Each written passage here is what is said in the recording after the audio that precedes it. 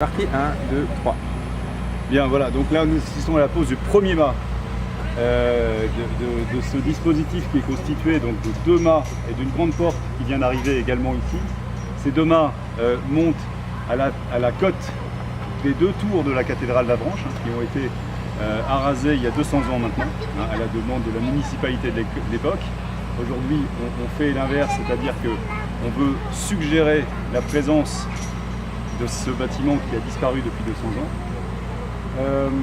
Le projet, il est un projet de reconquête. On va reconquérir un territoire, un espace qui était particulièrement important pour Avranches, puisque c'était l'endroit où on avait le temple gallo-romain et ensuite la cathédrale, etc. C'est l'endroit le plus sacré d'Avranches et qui a été donc, je dirais, qui est passé au second plan depuis l'époque moderne.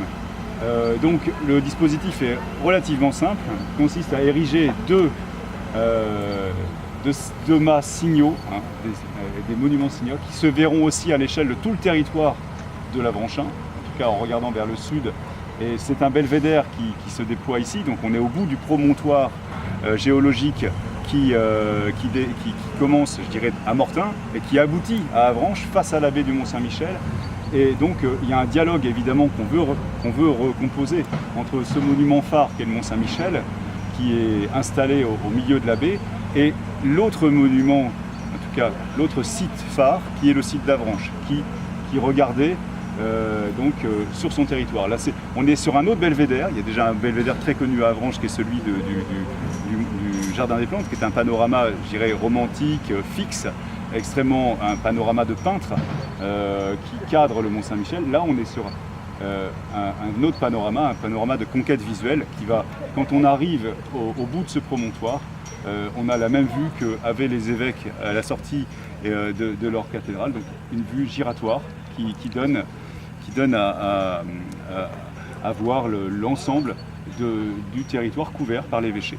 Donc on veut ici redonner cette symbolique forte, reconquérir à la fois l'espace sacré qui était celui de la cathédrale. Donc la cathédrale est exprimée au sol avec les bordures de granit qui retracent exactement le plan de l'édifice disparu et qui sont coiffés d'une assise en chêne qui permettront donc d'offrir une sorte de banquette et qui viennent accueillir le public à ce niveau-là. Et donc l'intérieur de ce plan est planté et sera occupé d'une pelouse, une grande pelouse, une sorte de green qui vient comme ça donner l'emprise exacte de la cathédrale, puisque tout l'espace est minéral la cathédrale, elle, s'exprimera par cet espace engazonné. D'autre part, vous aurez au sud de la façade de la cathédrale l'endroit du square Thomas Becket, qui était donc là.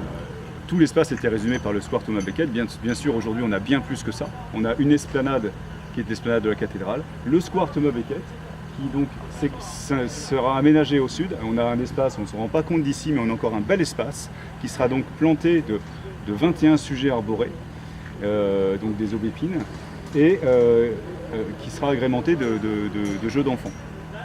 Donc le square est vraiment au sud.